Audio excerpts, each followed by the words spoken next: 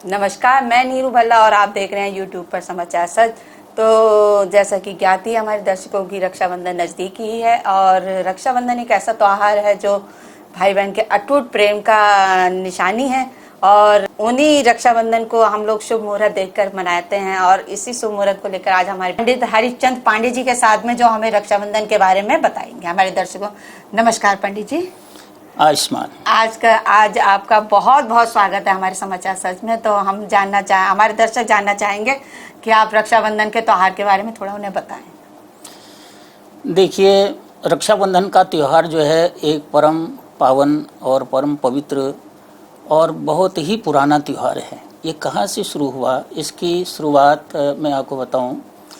श्रीमद् भागवत की कथा हम लेते हैं और उसमें कहते हैं कि महापुरुष, मैंने ऐसा सुना है कि अगर राजा थे बलि, उनके पूर्व जन्म के चरित्र पर हम चलें तो पूर्व जन्म में एक शराबी कबाबी ब्राह्मण थे और मदिरा पान करते थे और बस नाच देखने के लिए जाते थे।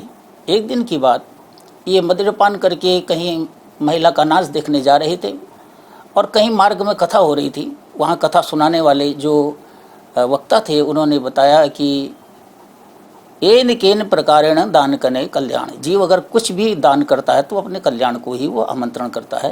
अब उसको कथा सुननी थी नहीं, वो चलते रहे और मदिरापान खूब था, पिया था।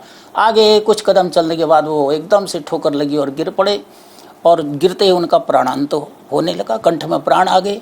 लेकिन वो अंत में पंडित जी के मुख से जो शब्द सुने थे कि एन केन प्रकारेण दान करे कल्याण, वो उन्हें याद रह गया। और वो जो माला नाचने वाले के लिए ले जा रहे थे, पास में ही देखा एक पीपल का वृक्ष है, उसमें एक चबूतरे पर शिवलिंग बना है और उस शिवलिंग पर उस माला को उन्होंने चढ़ा दिया और प्राणांत हो गया। शरीर पूरा हुआ, ये मुलोक में गए। क्योंकि आप सब जानते हैं कि सभी का खाता भगवान के दरबार में होता है। हम जो भी कर्म करते हैं, जो एक्टिविटीज हम करते हैं, जो भावना हम रखते हैं, जो कर्म हम करते हैं, वो सब भगवान जानते हैं। वो घर के अंदर ही, हृदय के अंदर ही बैठे रहते हैं। तो वहाँ यमराज ने पूछा, भाई तुम्हारे चित्रगुप्त इनका खाता बताओ। तो चित्रगुप्त बोले, महाराज इन्होंने ब्राह्मण होकर के बहुत भयानक पाप किए हैं जो नहीं करने चाहिए, लेकिन एक अंत में एक अच्छा काम किया है। क्या? बोले शिव जी को फूलमाला चढ़ाई है। परिणाम क्या? बोले 10,000 साल तक तुम्हें नरक भोगना पड़ेगा, ये तुम्हारे पाप कर्म का परिणाम, और मात्र 2 घंटे के लिए तुम्हें स्वर्ग का सिंहासन मिलेगा, ये तुम्हारे पुण्य कर्म का परिणाम। अब आप बताइए क्या भोगना चाहते हैं? बोले महाराज पहले पुण्य भोगवा दो। इंद्र से कहा चले जाओ 2 घंटे के लिए, क्योंकि जो पृथ्वी लोक का समय है 1 वर्ष का, वह स्वर्ग लोक का 1 दिन होता है। तो वहाँ का 2 घंटा डिफरेंस में, और 2 घंटे कहीं चले गए इंद्र और सिंहासन पर बिठाया इन जीवात्मा को। और अपने मन में विचार करने लगे कि मैंने अनजाने में शिवलिंग पर एक फूलमाला चढ़ाई, तो उसका परिणाम ये हुआ कि मुझे स्वर्ग का सिंहासन मिल रहा है, भले 2 घंटे के लिए मिल रहा। अगर मैं यहाँ तो 2 घंटे तक अपना अधिकार है, जो चाहे करें, अगर हम कुछ और अच्छा काम कर लें तो कितना अच्छा। ऐसा विवेक का आश्रय लेकर उन्हें किसी महात्मा को बुलाया, कल्पवृक्ष दे दिया, किसी को कामधेनु दे दिया, किसी को और कुछ दे दिया। तो हम जितने भी, यहाँ तक कि अपने स्वर्ग का सिंहासन भी दान कर दिया 2 घंटे के अंदर ही अंदर। अब इसके बाद धर्मराज आए, सब आए, कहा भाई तुमने तो बहुत बुद्धिमानी का काम किया है। धर्मराज कहते हैं, ब्रह्मा जी कहते हैं कि तुम्हारे इस कर्म के कारण अब होगा ये कि तुम राजा बलि बनोगे अगले जन्म में, और जो भगवान सारे संसार को देते हैं वो तुम्हारे पास मांगने आएंगे। इसलिए जब कहते हैं कि अगली सृष्टि हुई अगले मनवंतर में, आपने प्रहलाद जी का नाम सुना होगा, सभी प्रसिद्ध हैं। तो प्रहलाद जी के जो पुत्र थे उनका नाम विरोचन था, और विरोचन के बेटे राजा बलि बन करके आए। और ये वही पूर्व जन्म के, ये वही जीवात्मा हैं जिनकी आपने चरित्र को सुना है। और ज़्यादा विस्तार में न जाते हुए इस कथा को सभी लोग जानते हैं कि भगवान ने जब वामन रूप बनाया तो राजा बलि के वहाँ गए और राजा बलि से 3 कदम भूमि का दान मांगा। तो राजा बलि ने संकल्प पूर्वक दान दिया, संकल्प किया। उसके पश्चात में भगवान ने विराट रूप बनाया। ये कथा सभी जानते हैं। और एक चरण से सारा पृथ्वी लोक और दूसरे चरण से ब्रह्मलोक। अब तीसरा चरण कहाँ रखे? बोला मेरे की मस्तक पर रखिए प्रभु, क्योंकि हमारे पास जो कुछ है हमने आपको दिया, आप जिसने दिया है उसको भी ले लो। और यही होना भी चाहिए, हम भी प्रभु के हों, हमारे पास जो प्रभु का ही हो। हकीकत तो यह है कि हम भी प्रभु के ही हैं और हमारे पास जो है वो भी प्रभु का है। हम अज्ञान से अपना मानते हैं, बस यही हमारी भूल है, यही दुखों का मूल कारण है। अगर हम प्रभु का माने तो दुख होगा ही नहीं, आसक्ति के चलते ही दुख होता है। परिणाम यह हुआ कि बलि ने जब अपना मस्तक किया तो प्रभु उसकी ईमानदारी को देख करके बहुत प्रसन्न हुए। कहा, बलि राजा, तूने अपने गुरु की का भी तिरस्कार कर दिया, अपनी ईमानदारी को नहीं छोड़ा। और भगवान को ऑनेस्टी बहुत अच्छी लगती है। जितनी अच्छी ऑनेस्टी भगवान को लगती है संसार में, अगर व्यक्ति जरा सा भी समझ ले कि ईमानदारी से अगर मन से, कर्म से, वचन से अगर हम हरि की भक्ति करें तो भगवान हमें वहाँ पहुँचा देते हैं, वो दे देते हैं जिसकी हम कभी परिकल्पना भी नहीं कर सकते। हमारी समस्या है कि हम ऑनेस्ट भगवान के लिए नहीं हो पाते, और जो होते हैं उनका परिणाम प्रत्यक्ष है। प्रत्यक्षम किम प्रमाणम। अस्तु, हुआ ये कि भगवान प्रसन्न होकर बलि राजा के मस्तक पैर रखकर उन्हें रसातल में डाल देते हैं। और बलि कहता है, महाराज, अब मैं आपसे एक प्रार्थना करता हूँ कि मेरे द्वार पर आप ही जो है रहा करें, मैं आपके दर्शनों के बगैर नहीं रह सकता। भगवान ने कहा, चिंता मत करो बलि, हम तुम्हारे द्वार पर 4 महीना, जो आषाढ़ मास शुक्ल पक्ष की एकादशी से लेकर के और कार्तिक मास शुक्ल पक्ष की एकादशी होती है, वहाँ तक चतुर्मास होता है, आप सभी लोग जानते हैं। तो इन 4 महीनों में भगवान राजा बलि के द्वार पर द्वारपाल बनकर खड़े रहते हैं। एक दिन की बात, इन्हीं 4 महीनों में श्रावणी पूर्णिमा भी आती है, जो अभी 4 दिन बाद आ रही है। महालक्ष्मी ने देखा कि हमारे पतिदेव तो इतने भक्त वत्सल हैं कि भक्त के वश में होकर वहाँ द्वारपाल बने बैठे, अब हमारा क्या होगा। तो भगवती लक्ष्मी जी ने उस समय बहुत सुंदर श्रृंगार किया, रूप बनाया और राजा बलि के वहाँ गई और बलि राजा के हाथ में उन्होंने राखी बांधी। एन बद्धो बलि राजा दानवेंद्रो महाबलम तेने त्वाम प्रतिपदनामि रक्षेवाम छन्मान चलह। बलि राजा बड़ा प्रसन्न हुआ, बोला, बहन जी, आपने मुझे राखी बांधी है, आप मुझे बताइए मैं आपको क्या दूं। तो राजा बलि को भगवती लक्ष्मी ने कहा, जो आपके द्वारपाल है ना, ये हमें दे दीजिए। क्यों? बोले, ये हमारे पतिदेव और हम लक्ष्मी हैं।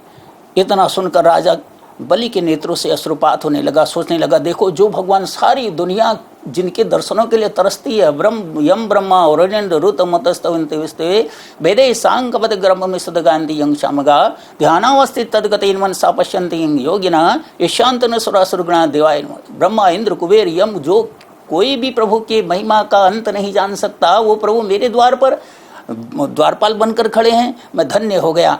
और तब जो है, और राजा बलि ने कहा कि आप ले जाओ। तो लक्ष्मी जी अपने पतिदेव को ले गई, लेकिन फिर भी भगवान एक रूप से तो लक्ष्मी जी के साथ गए और एक रूप से भगवान फिर भी बलि राजा के द्वार पर रहते हैं। तो ये भगवान की भक्त वत्सलता है। अब हम आपको बताते हैं कि राखी बांधने का शुभ मुहूर्त क्या है। राखी बांधने का शुभ मुहूर्त 1:30 बजे की बात है, 19 तारीख को। और कैसे बांधनी चाहिए, क्या इसका विधान है, ये भी सुन लीजिएगा।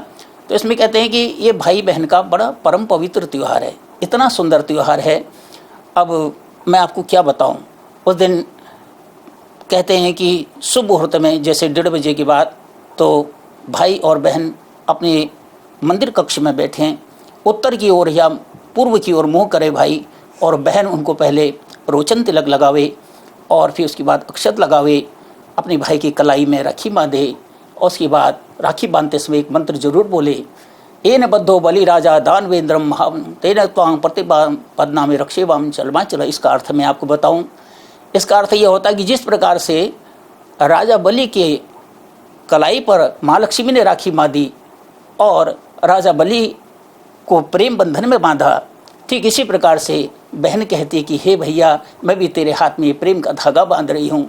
भैया, मेरी यही इच्छा है कि तू सुखी रह, तू सुसंपन्न रह, तू सुरक्षित रह, तू पाप दोष कर्मों से दूर रहना, दुर्व्यसनों से दूर रहना, ये मेरी कामना है। इस प्रकार से फिर भाई को मीठा मुंह करावे और भाई अपनी ओर से जो भी बन पड़े और बहन को सम्मान दे। यही हमारी परंपरा है और यही हमारे रीति रिवाज हैं। जय श्री कृष्ण, जय श्री राधे।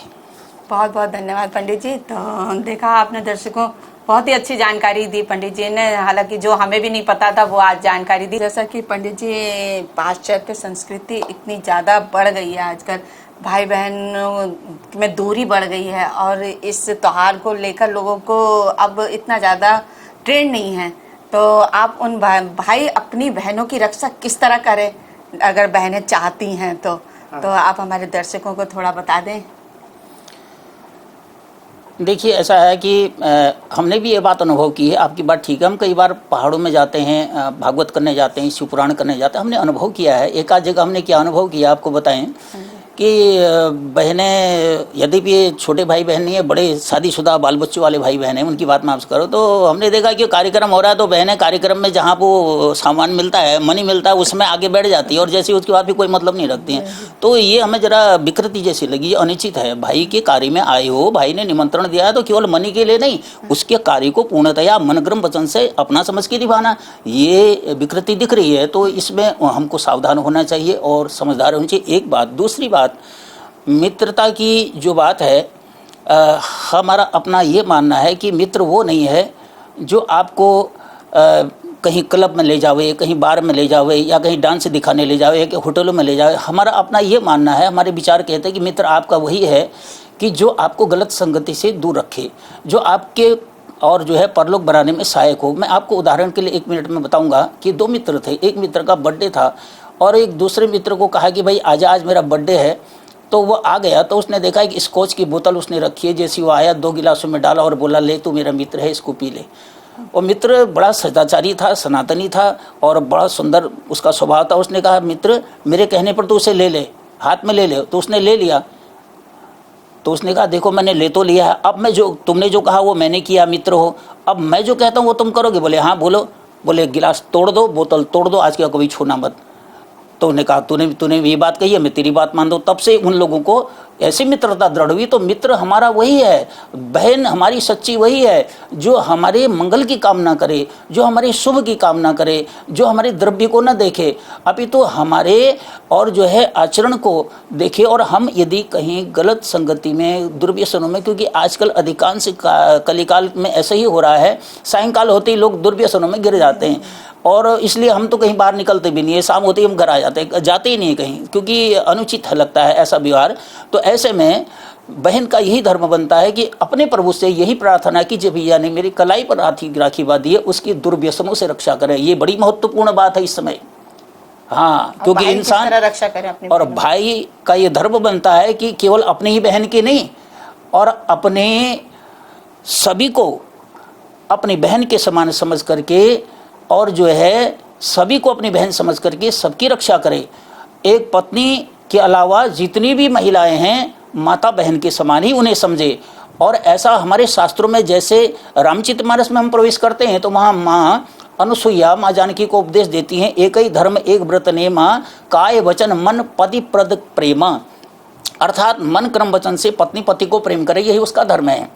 इसी प्रकार से पति के लिए भी आता है कि वो भी अपनी पत्नी से ऐसा ही प्रेम करे, दूसरे की पत्नी को अपनी माँ, बहन, बेटी, इस भाव से, और उनके लिए भी ये लागू होता है। लेकिन जो मनुष्य अपने चरित्र को बनाता है और जो मनुष्य अपने जीवन को निर्व्यसनी बनाता है, चाहे वो भाई हो या बहन हो, और उनका जीवन धन्य है।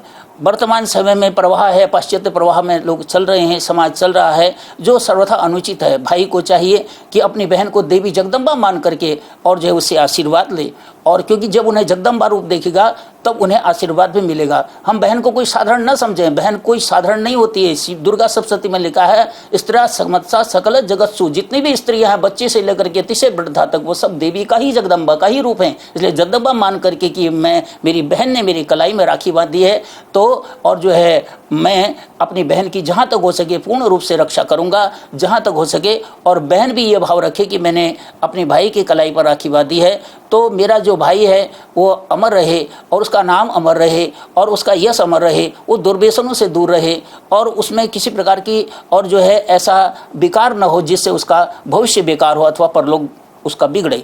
इसलिए मेरी यही प्रार्थना है भाई बहनों से कि भाई अपनी बहन से पवित्र प्रेम करे। ऐसा प्रेम जैसे बच्चे और माँ का होता है, ऐसा प्रेम जैसे भक्त और भगवान का होता है, ऐसा प्रेम जैसे शिष्य और गुरु का होता है, ऐसा पवित्र प्रेम बहन से भाई करे, और बहन अपने भाई को भगवान का रूप मान करके और उसका आशीर्वाद प्राप्त करे। अगर भाई छोटा है तो उसको आशीर्वाद दे, अगर भाई बड़ा है तो उसका आशीर्वाद ले।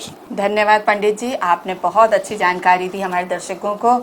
तो हमारे दर्शकों को ज्ञात है कि अगले 2 दिन बाद रक्षाबंधन है, और हमारे दर्शकों को रक्षाबंधन की बहुत बहुत बधाई। जैसे हम भाई बहन मिलकर रहते हैं, इसी तरह सबको मिलजुल कर इस त्योहार को मनाना है, और हमारे साथ इसी तरह आगे भी जुड़े रहना है आपको। और अगर आपने हमारे चैनल सब्सक्राइब नहीं किया है तो सब्सक्राइब कीजिए और लाइक कीजिए, और हमारे साथ आगे भी इसी तरह जुड़े रहिए। और हाँ, एक बार मैं और दर्शकों से कहना चाहूँगी, अगर आप हमारे चैनल के बारे में कुछ जानकारी देना चाहते हैं तो आप हमें कमेंट्स करके अपने बारे में कुछ बता भी सकते हैं। धन्यवाद।